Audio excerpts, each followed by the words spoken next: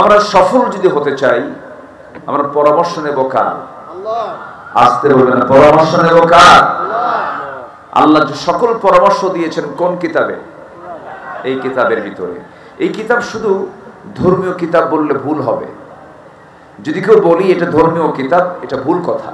আপনি রামায়ণকে বলতে পারেন, ত্রিপিটককে বলতে পারেন, ওল্ড টেস্টামেন্ট, নিউ টেস্টামেন্ট এগুলোকে বলতে পারেন, কিন্তু কোরআন শুধুমাত্র নাম সর্বস্ব ধর্মীয় কিতাব নয়। কোরআন হচ্ছে এমন একটি বিধানের নাম, সকল সমস্যার সমাধান নিশ্চিত করে দিয়েছে যে কিতাব, সেটার নাম হলো কোরআন। জোরে বলি সুবহানাল্লাহ। কোরআনটা কে নাজিল করেছেন? আল্লাহ নাজিল করেছেন। কোরআন শুধু যদি ধর্মীয় কিতাব হতো, আল্লাহ রাব্বুল আলামিন এমন কিছু কথা কোরআনে বলে দিয়েছেন যে কথাগুলো পৃথিবীর কোথাও আপনি পাবেন না। যেমন আমি যে কথা বলছি, এই যে লোহা, এই যে ক্যামেরাগুলো রেকর্ড করতেছে, এই যে লোহা, আমি যে গাড়িতে করে এসেছি সেটাও তো লোহা। পৃথিবীর যে কোনো কাজ করতে গেলে কিসের প্রয়োজন বলেন? লোহার প্রয়োজন। ধান কেটেছেন, ধান কাটবেন কি দিয়া? কাঁচি। কি দিয়া বানায়? লোহা দিয়া বানায়। এই যে ইন্ডিয়া পাকিস্তানকে হামলা করলো, পাকিস্তান ইন্ডিয়াতে যে হামলাটা চালালো, বিমান হামলা করলো, সকল কিছুতেই যেখানে আপনি যান না কেন লোহার ব্যবহার ছাড়া কোনো উপায় নাই। আল্লাহ রাব্বুল আলামিন আজ থেকে ১৫০০ বছর আগে লোহা নিয়ে তিনি একটা সূরা নাযিল করে তিনি জানিয়ে দিচ্ছেন, ওয়া আনজালনাল হাদীদ ফীহি বা'সুন শাদীদু ওয়া মানাফিউ লিন-নাস। জোরে বলুন আল্লাহু আকবার।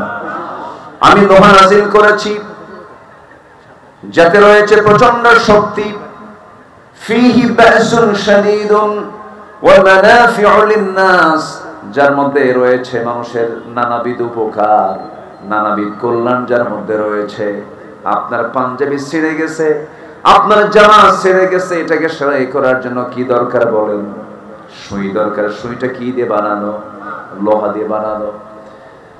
আল্লাহ রাব্বুল আলামিন এই লোহাটা নাযিল করেছেন সিলেটের গ্যাস, দিনাজপুরের কিসের খনি? কয়লার খনি। হ্যাঁ, সিলেটের গ্যাসের খনি, দিনাজপুরের ছয়পুকুরিয়ার কয়লার খনি, এরপরে মিডল ইস্টের সোনার খনি। এরকম করে আপনি সোনার খনির দিকে তাকান, গ্যাসের খনির দিকে তাকান, কয়লার খনির দিকে তাকান, সবগুলো মাটির নিচ থেকে ওঠা পাথর। পঞ্চগড়ের কি পাথরটা কোথা থেকে আসে? মাটি থেকে আসে, পাথরের খনি।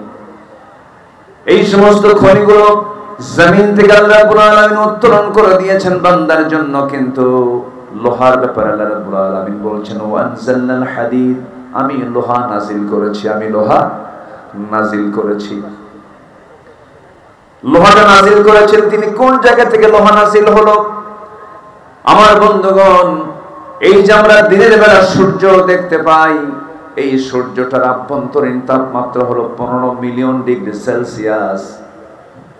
সেটা কমে কমে এই জমিনে চলে আসা, আজকে ধরুন 36, 37, 40 ডিগ্রি সেলসিয়াস তাপমাত্রা ছিল। 15 মিলিয়ন ডিগ্রি সেলসিয়াস ওই সূর্যের আভ্যন্তরীণ তাপমাত্রা। আর বিজ্ঞান বলতেছে যদি কেউ লোহা বানাতে চায়, লোহা যদি কেউ তৈরি করতে চায়, লোহা তৈরির জন্য শুধু তাপমাত্রার প্রয়োজন হবে 5 billion degree Celsius. 5 billion degree Celsius মানে গোটা পৃথিবীর কোথাও কোনো ব্যক্তির দ্বারা, কোনো কিছুর দ্বারা লোহা তৈরি করা সম্ভব নয়, লোহা প্রস্তুত করা সম্ভব নয়। আমরা যে বিএসআরএম, কেএসআরএম, একেসি স্টিল এগুলো আমরা শুনি, এগুলো লোহা বানায়, লোহা প্রসেস করে। আল্লাহ রাব্বুল আলামিন লোহাটা ১৫০০ বছর আগে কোরআনে কারীমের মধ্যে জানায় দিয়েছেন, আমি লোহাটা নাযিল করেছি। বিজ্ঞান বলতেছে তাহলে লোহাটা যেহেতু নাযিল, লোহাটা দুনিয়ার কোথা থেকে আসে নাই। বিজ্ঞান বলছে মহাশূন্যের মাঝে কোন সুপারনোভার মহাবিস্ফোরণের মধ্য দিয়ে আল্লাহ রাব্বুল আলামিন মহাশূন্য থেকে লোহা নাযিল করেছেন। জোরে বলেন সুবহানাল্লাহ।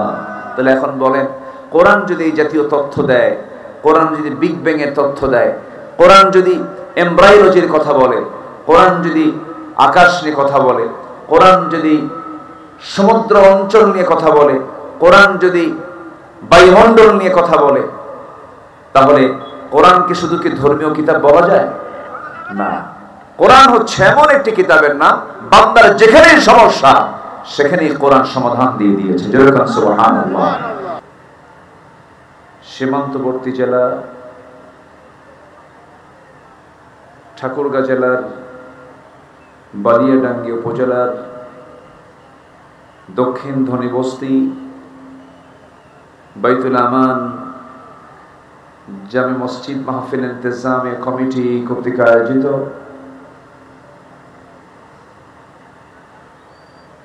ষষ্ঠতম তাফসীরুল কোরআন মাহফিল 2025 গ্রীষ্মের এই বৈরী আবহাওয়ার মাঝে অনুষ্ঠিত আজকের এই মহৎ আয়োজনের সম্মানিত সুযোগ্য সভাপতি জনাব মাওলানা আবু তালহা, আজকের এই মহৎ আয়োজনের সম্মানিত প্রধান অতিথি ডক্টর আব্দুল সালাম সাহেব, বরেণ্য অতিথি গণ অধিকার পরিষদের সম্মানিত সিনিয়র সহসভাপতি, সাবেক ছাত্র নেতা, আপনাদের এলাকার কৃতি সন্তান জনাব ফারুক হাসান, বরেণ্য অতিথি দক্ষিণ এশিয়ার বৃহত্তম ইসলামী সংগঠন বাংলাদেশ জামাত ইসলামীর সম্মানিত আমির জনাব অধ্যাপক রফিকুল ইসলাম, উপস্থিত আছেন ঠাকুরগাঁ জেলা বিএনপির সম্মানিত সাংগঠনিক সম্পাদক জনাব আবু হায়াত নুরুন নবী সহ উপস্থিত হাজারাত উলামায়ে কেরাম, বিশেষ করে আমার পূর্বে কথা বলেছেন নন্দিত আলেমে দ্বীন, বিশিষ্ট ইসলামী চিন্তাবিদ মাওলানা মুকিমউদ্দিন খুরশিদি সাহেব, উপস্থিত আজকের মাহফিলের সম্মানিত মেহমানবৃন্দ, আজকের মাহফিলের প্রধান আকর্ষণ যাদেরকে নিয়ে আজকের এই সাজানো গোছানো বর্ণাঢ্য আয়োজন, তাওহীদের পতাকাবাহী, কালিমার ঝান্ডাবাহী, দ্বীন ইসলামের নরসারদুল বীর মুজাহিদ, প্রাণ প্রিয় সম্মানিত দ্বীনি ভাইরা, আড়ালে বসে আছেন শ্রদ্ধেয়া সম্মানিতা সর্বগুণে গুণান্বিতা মা বোনেরা। আলোচনার সূচনায় আনুষ্ঠানিকতার মধ্য দিয়ে আমার পক্ষ থেকে আবারও হৃদয় নিংড়ানো, প্রাণ উজাড় করানো সালাম, আসসালামু আলাইকুম ওয়া রাহমাতুল্লাহি ওয়া বারাকাতুহু। সবাই কেমন আছেন বলুন? আমাকে প্রশ্ন করলেন, আল্লাহ তাআলা আমাকে আপনার মতোই আপনার সাথীতে বসে রেখেছেন, আলহামদুলিল্লাহ। মহান রব্বে কারীমের লাখো কোটি শুকরিয়া যে আমরা মুক্ত মনে হৃদয়ের প্রশস্ততা নিয়ে কমপ্লিট পরিপূর্ণ একটি অনুকূল পরিবেশে কোরআন শোনার এমন একটি সুন্দর পরিবেশ আমরা পেয়েছি, বলি আলহামদুলিল্লাহ। যা আজ থেকে 1 বছর আগেও ছিল না।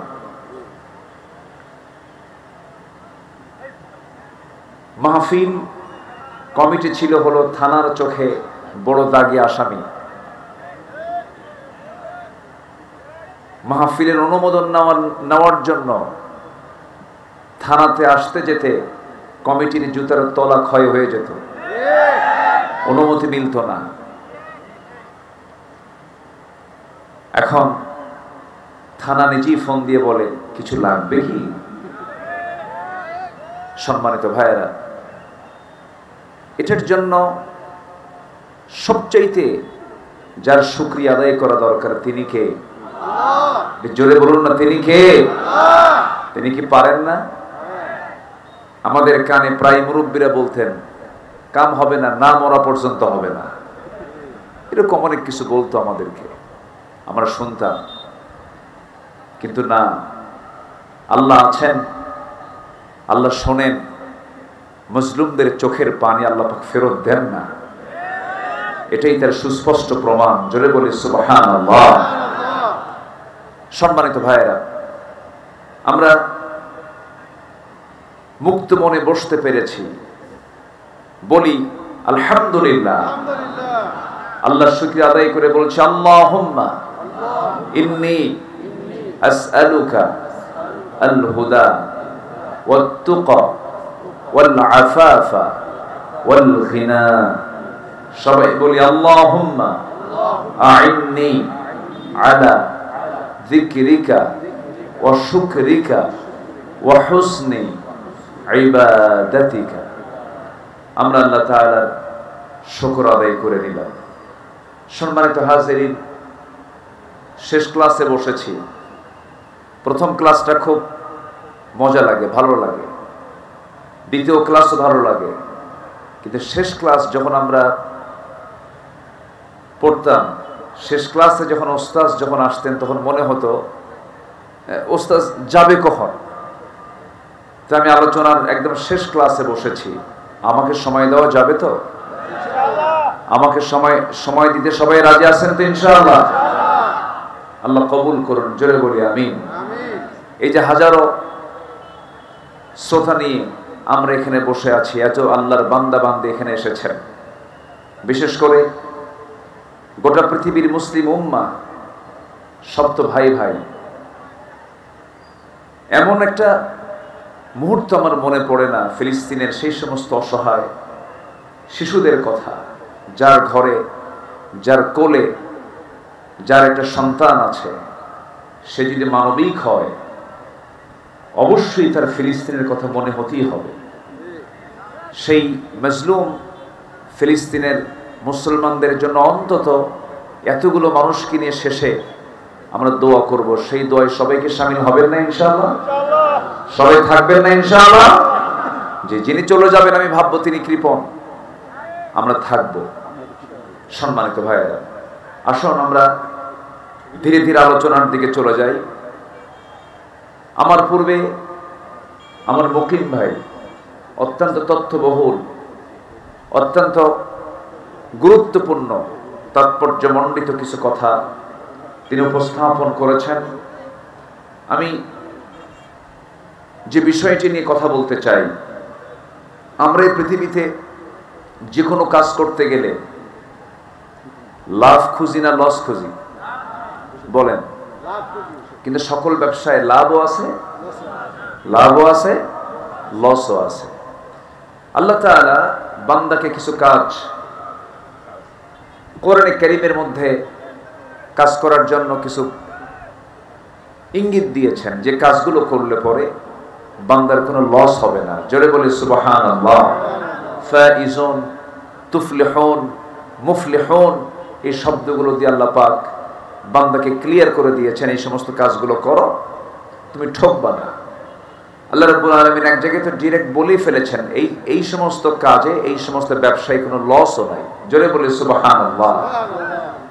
আল্লাহ রাব্বুল আলামিন বলেন, ইন্নাল্লাযীনা ইয়াতলুনা কিতাবাল্লাহ ওয়া আকামুস সালাতা ওয়া আনফাকু মিম্মা রাযাকনাহুম সিররান ওয়া আলানিয়াতান ইয়ারজুনা তিজারাতান লান তাবুর। জোরে বলুন আল্লাহু আকবার। নিঃসন্দেহে যে সমস্ত বান্দাগুলো আল্লাহর কালামকে সুন্দর করে তেলাওয়াত করবে, নামাজকে কায়েম করবে, এবং আমি তাকে যে রিজিক দিয়েছি সেই রিজিক থেকে গোপনে প্রকাশ্যে যে বান্দা আল্লাহর পথে খরচ করবে, আশা করা যায় তার এই সমস্ত কাজের বদৌলতে এই সমস্ত কাজে কোনো লস নাই। জোরে বলি সুবহানাল্লাহ। তিনটা কাজের কথা আসছে সূরা ফাতিরের এই আয়াতে। যারা আল্লাহর কালামকে সুন্দর করে তেলাওয়াত করবে, তেলাওয়াত দিরাসাত, তাদাব্বুর, এটাকে অনুশীলন করবে, এটাকে প্র্যাকটিস করবে, এটাকে গবেষণা করবে এবং এই কিতাবকে সমাজে চালু করার জন্য, বাস্তবায়নের জন্য যারা চেষ্টা চালাবে, কোরআন তাদের পক্ষে রায় দিয়ে তাকে জান্নাতের দরজায় পৌঁছায় দিবে। কিন্তু কোরআনকে আমাদের মানতে হবে এক জায়গায় না সব জায়গায়? আসতে বলবেন না, এক জায়গায় না সব জায়গায়? সব জায়গায় মানতে হবে। ইসলাম শুধুমাত্র আনুষ্ঠানিক কিছু ইবাদতের নাম নয়। ইসলাম এমন একটি বিধানের নাম যা দিয়ে সবই চলতে পারে। কারণ ইসলাম কারো বাবার নয়, ইসলাম কোনো ব্যক্তির নয়। ইসলাম এই মতবাদ, ইসলাম এই জীবন বিধান কে দিয়েছেন? আসতে বলবেন না, কে দিয়েছেন? এটা কার দেওয়া? আল্লাহর দেওয়া। সম্মানিত ভাইরা,